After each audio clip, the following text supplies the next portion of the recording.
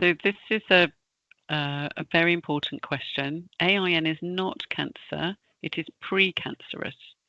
So the cells have started to become cancerous, but they haven't left their origin skin or the mucosal lining of the anus. So although we know this can be risky, the chances of it turning to cancer is only about 10%. So about the same as a polyp in the colon. Not all AIN therefore needs treating, but in some cases AIN needs treating to try and prevent a cancer forming.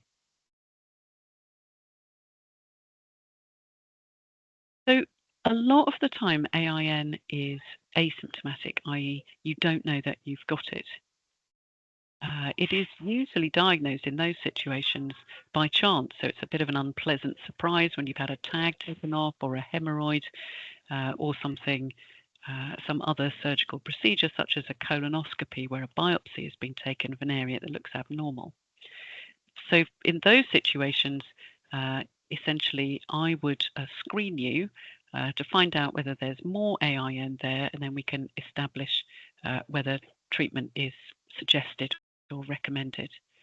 When AIN is symptomatic, it's usually quite advanced, and then it can be itchy, painful, and you can sometimes get a mucus discharge from the back passage. If you've got as far as having bleeding, a lump, or real pain, then that is actually concerning that it has already turned to cancer. Yes, absolutely. AIN is related to HPV. Almost all cases of AIN are related to HPV. AIN is basically subdivided into high grade and low grade. So these are known because it's got a long term, high grade squamous intraepithelial lesion and low grade squamous intraepithelial lesion. They're known as L cell and H cell. And the thing that makes a difference between them as to whether the HPV causing them is one of the 14 types of HPVs that leads to cancer, or is it one of the low risk types that almost always only cause warts. This is most commonly types 6 and 11 of HPV, and they're included in the HPV vaccine that children are now getting. So HPV 16 is the one that causes the vast majority of anal cancers as well as cervical cancers in women. This is included in the vaccine as well. It is that type that can lead to H cell as well as these other high-grade types of HPV. This is the type of AIN. The subdivision in AIN is AIN 2 or 3. Those are the types that lead to that are the same as H cell. And this is the kind of AIN that it is worth treating to try and prevent cancer. If your AIN is just AIN 1 or it's an L cell, then sometimes this doesn't actually need treating because it doesn't necessarily have any link to cancer.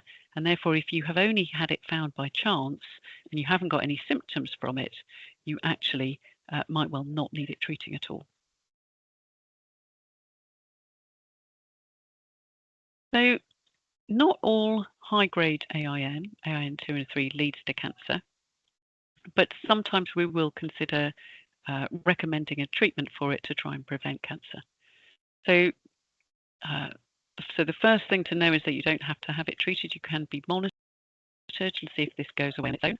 Depending on your own immune system, the chance of it going away on its own without treatment is thought to be about 25%, or 1 in 4 at 6 months. When treatment is recommended, there's two main types. One is a topical treatment, so a cream, an anti-HPV cream that is put on by yourself. That treatment tends to be for 3 to 4 months, and there's a number of these treatments, in particular imiquimod, also known as Aldara, Catafen, which is a green tea cream, available in this country as Catafen, and in Europe and the US as Verigen, and then a topical version of a chemotherapy agent called 5-FU, 5-fluorouracil. All of these creams are quite abrasive and can lead to quite a strong skin reaction. So cream sounds nice, but sometimes these are actually quite hard to tolerate, these creams, for the length of time you have to apply them. However, they are used at certain times.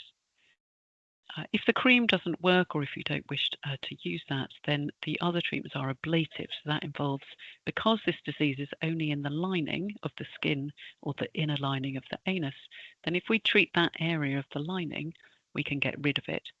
So that ablation can be done using an ointment called trichloroacetic acid, TCA. This works as well as the burning techniques, but you have to have it applied a few more times. So for electrocautery, which is the next option for anal canal treatment, this has to be used 1 or 2 times to get rid of the disease. For the TCA, it's 2 or 3 times to get rid of the disease on average.